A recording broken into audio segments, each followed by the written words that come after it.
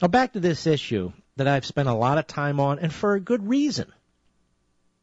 And for a good reason. I know this sounds arcane and technical. It's not. It has to do not just with your health, which would be enough, and not just with the health of your children and your grandchildren, which would be enough. It has to do with the proper role of the citizen and the proper role of our rulers. Oh, we're going to shut the government down, shut the government down. You know, I want to give you some information on that, and I linked to this over the weekend on my social sites. If you're not on my social sites, really, you're kind of missing some interesting stuff over the weekend and during the evenings and so forth. And since I don't sleep, things will pop up at 3 a.m. or whenever. So take a look at it. This was done a few years ago by NBC's Pete Williams. Past federal government shutdowns in modern American history. In 1976, there was a shutdown on September 30th. Remember, September 30th is the last day of the fiscal year. How long was the shutdown? 10 days. In 1977, there were 3 separate government shutdowns. One lasted 12 days, one lasted 8 days, and another one lasted 8 days, and they were almost back to back. That's 28 days in a 3-month period. And look, America it still survived. Here we are. In 1978, excuse me, the government shut down for 17 days. That's under Jimmy Carter. In 1979, the government shut down 11 days. That was under Jimmy Carter. In 1981, the government shut down 2 days. In 1982, the government shut down 1 day, and then a month later shut down for another 3 days. In 1983, the government shut down for 3 days. In 1984, the government shut down for 2 days, and then shortly thereafter for another day. In 1986, the government shut down for 1 day. In 1987, it shut down for 1 day. Now, I want you to think about this. During the Reagan administration, the government shut down 2, 3, 4, 5, 6, 7, 8, 9, 10, 11, 12, 13, 14, a total of 14 days. On how many different occasions? 1, 2, 3, 4, 5, 6, 7, on 8 different occasions. Because Reagan was trying to cut the size of government. And then you hear liberals and even Republicans today say, well, the government grew under Reagan. He fought them tooth and nail. Which we don't do anymore. In 1990, under George H.W. Bush, the government shut down once for 3 days. And then in 1995, under Clinton, the government shut down twice. The first time for 5 days, and the second time for 3 weeks, for 21 days. And since then, there has not been a government shutdown because George W. Bush did everything he could to avoid it. So he massively grew the federal government. And, of course, Obama threatens to shut down the government, but the Republicans do everything they can to avoid it. So Obama has massively grown the government.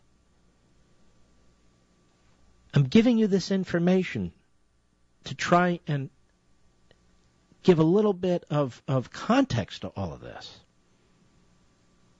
Government shutdowns are not the end of the world because essential personnel still work. The military, law enforcement, intelligence agencies, the checks in the Social Security Administration, the checks for Medicare, they all keep going out. There's actually a large percentage of the workforce, not a majority, but a large percentage of the workforce that's considered essential. And the government determines what's essential.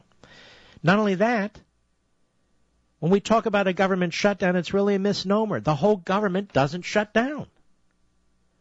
Certain parts of the government are excluded as a matter of federal law. So when Obama runs around screaming at the top of his lungs that we have to pay our bills, we have to pay our bills, there's always enough money to pay the on-budget immediate debt service, not the unfunded liabilities, which Obama never wants to talk about. Then he doesn't want to pay the bills. So the debt service, the interest, they're covered first. Social Security checks, Medicare checks, they're covered next. Military, law enforcement, intel, and the VA, they're covered too, as a matter of statute. And in any event, of course, Congress could say, even on their own, we're going to fund these, but not the rest. But what happens in situations like this is the Democrats try and scare people, and this is why the Republicans are so nervous. Even supporters who call this what are we going to do politically? Well, it's interesting to me that the last time this happened in 1995, as I explained last week, we gained 2 Senate seats, we lost 9 House seats, but we lost 9 House seats because in the prior House cycle, we gained over 50 seats, so we were going to lose some of the seats. So it wasn't a political disaster. I'll tell you what I think is the problem. Twofold. Number one, the Republican leaders and even most of the backbenchers are not confident, they're not knowledgeable, and they're not articulate. I think we have among the weakest Republican representatives and senators in Washington in my lifetime. Incapable of explaining the truth. Absolutely marble-mouthed. Number two, I think a lot of the Republicans, like the Bushes, like Rove, like so many of them, they like big government.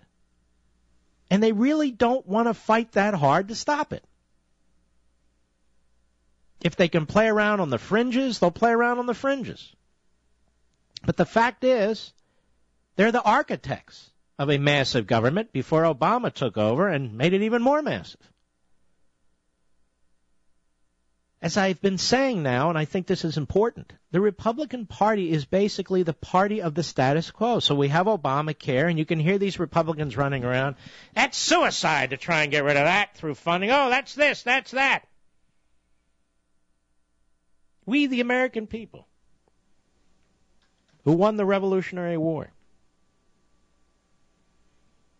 who fought a civil war, who won World War II,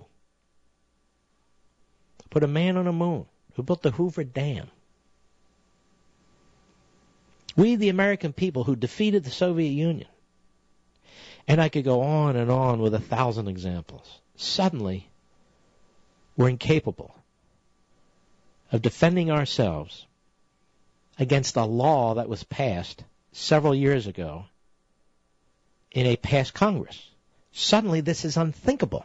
Suddenly, this is disastrous, politically and in every other way.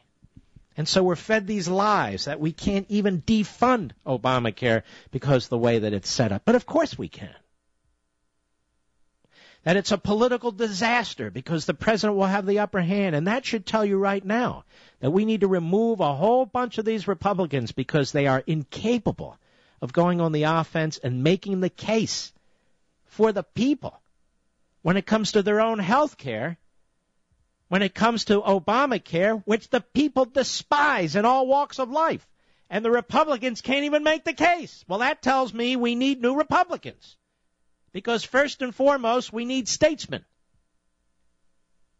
And if you can't take an unpopular law that a broad section of the American people don't want, Democrat, Republican, union, non-union, so forth and so on, and you're constantly operating in fear, and you're constantly operating in ignorance because you don't really want to look at what happened in 1995 or you want to pretend otherwise, and you're constantly deceiving yourselves and the American people about what is possible, well, what do we need you for?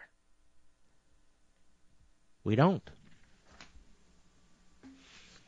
Mike Lee will be on this program in about a half hour. He announced his plan to defund Obamacare first on this program over a week ago. We want to get an update on this.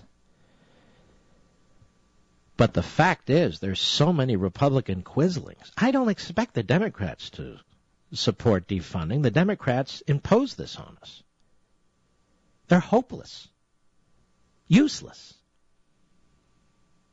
But what's the Republican explanation? Their point about the politics of it is dead wrong. The point about the inability to actually defund it is dead wrong. And they're trying to deceive us through various mouthpieces in the so-called conservative media.